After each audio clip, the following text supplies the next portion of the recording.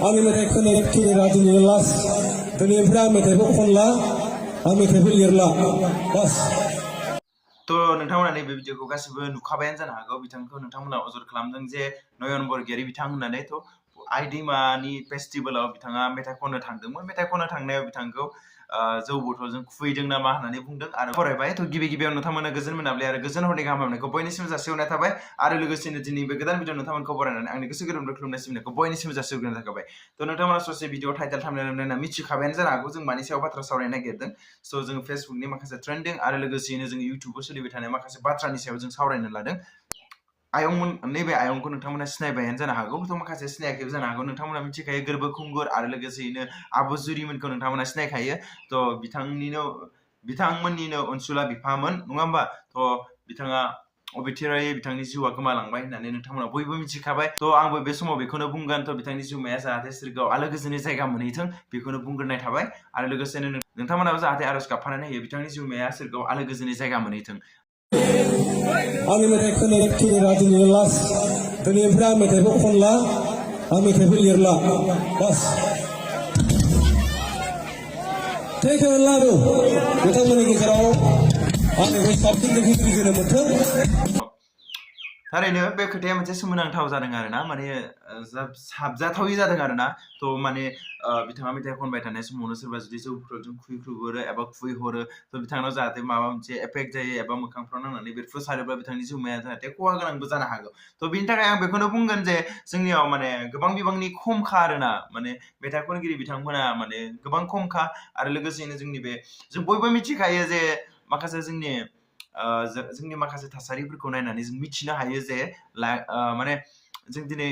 गोबां प्रडाक्शनफोरजों रायज्लायो आरो गोबां सिंगारफोरजों रायज्लायो बिथांमोनाबो बुङो जे आथिखालाव गाव हारसिङैनो जुदि प्रडाक्शन हाउस गैयाब्ला गाव हारसिङै जुदि मेथाइ खनो आरो बेफोरखौनो रेकर्डिं खालामनानै जुदि जों इउटुबनि गेजेराव हगारोब्ला अब्ला बिथांमोना बारा प्रफिट जाया होननानै मिथियो बिथांमोना गोबां लसआवसो थायो आरोना थेवबो जोंनि हारिनि राव हारिमुखौ जौगाथों जोंनि थुनलाइया जौगाथों एबा जोंनि हारिमुवा गेवलांसारथों होननानै बिथांमोनाबो नाजायो आरो लोगोसेनो बिथांमोना गाव गावनि पकेटनि खरसखौ गारनानैब्लाबो बिथांमोना दिनै दिन्थिसारो एबा जोंनि इउटुब मुलुगाव जोंनि बर' रावनि मेथाइ दिहुननानै होयो नाथाय बेफोरबायदि खालामनाया बारा मोजां जायाखै होननानै आंबो सानो नोंथांमोना मा सानो बे बेलायाव नोंथांमोना कमेन्ट खालामबानो जाबाय आरो लोगोसेनो नैबेयाव जोंहा एसबि साइन प्रडाक्शन एबा एसबि साइन बिथांनि अनाराथ' सोरां बसुमतारीखौनो होननानै नोंथांमोना मिथिखायो नङा होमबा थ' बिथाङाबो मोनसे बुंदों थ' बेबारनिफ्राय आरो फिल्म दिहुनलिया होनदों आरोना बर' फिल्म दिहुनलिया होननानै बुंदों बिथाङा थ'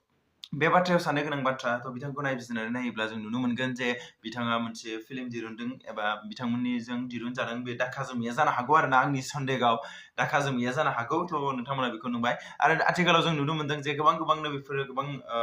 प्रडाक्शन हाउसनिफ्राय बिथांमोना फिल्म देखायनाया बारा गोबाव जायाखैनो एबा बिथांमोना सिनेमा हलाव दिन्थिनोसो नागिरदोंमोन थ' बेफोरनि सायावनो गोबां लिक जादों आरोना दाका जमवि मुभिया लिक जादों थ' बिनि लिक जानानै गोबां इउटुबाव गोबां सुबुंफ्रा आपलड खालामदों आरो लोगोसेनो गोबांनो अफलाइन मिडियाफोरजोंबो बिथांमोना शेयार खालामनानै नायलायगासिनो दङ बेफोरनि बेलायावनो बिथाङा बुंनो सानदों खोमा एबारनिफ्राय आरो बर' फिल्म दिहुनलिया थ' बेनिखायनो जोङो पाब्लिकफ्रानो साननो नांगोन थ' गोबां जों खोनानो मोनो जे जोंनि माखासे माबाया जोंनि फिल्म नायग्राफ्रा गोबां खमखा नङा होमबा बर' फिल्मखौ बर'आल'सो नायो गुबुना जेबो नाया थ' बेनिखायनो आं बुंनो लुबैगोन जे हाजासे बिबांनि जुदि बर' फिल्मखौ मोजां मोनग्रा जोंनि आइ आफामोना एसेबाबो जाहाथे सिनेमा हलाव नायो आरो लोगोसेनो बिथांमोनाबोथ' कस्ट थागोन बिथांमोनाबोथ' दिरुननायनि थाखाय बिथांमोना माने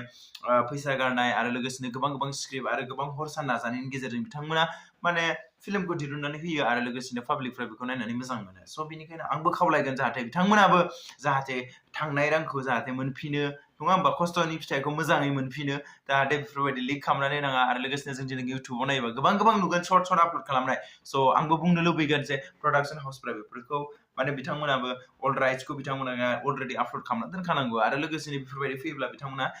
स्ट्राइक मानिनांगौ होमबासो बुजिनो मोनो आं बेखौ मिथियो आरोना नङाबा नै दिनै गोबां नायो आरोना इउटुबाव सोरबा दिरुनखानाय बे फिल्मखौ ओरैनो डाइरेक्ट आपलड खालामना होयो ओमफ्राय सोरबाया खस्थ' खालामदोंमोन सोरबाया फैसा गारदोंमोन नाथाय सोरबायासो बिनि फिथाइखौ इउटुबनिफ्राय रोजा रां आरजिनानै लायो स' बेनिखायनो आं बेखौनो बुंगोन जे नोंथांमोना जाहाथे पाब्लिकफ्राबो एसे सानो आरोना बिथांमोननि थाखाय स' आंनि भिडिअखौ एसेबांनो फोजोबबाय थ' नोंथांमोना मोजां मोनदोंब्ला लाइक कमेन्ट शेयार खालाम आरो गोदान फैदोंबा साबस्क्राइब खालाम आरो लोगोसे जोबथारनाय बेखौनो बुङो थ' जाहाथे आदैनि जिउमाया सोरगोआव आलो गोजोनै जायगा मोनथों आरो नोंथांमोनाबो जाहाथे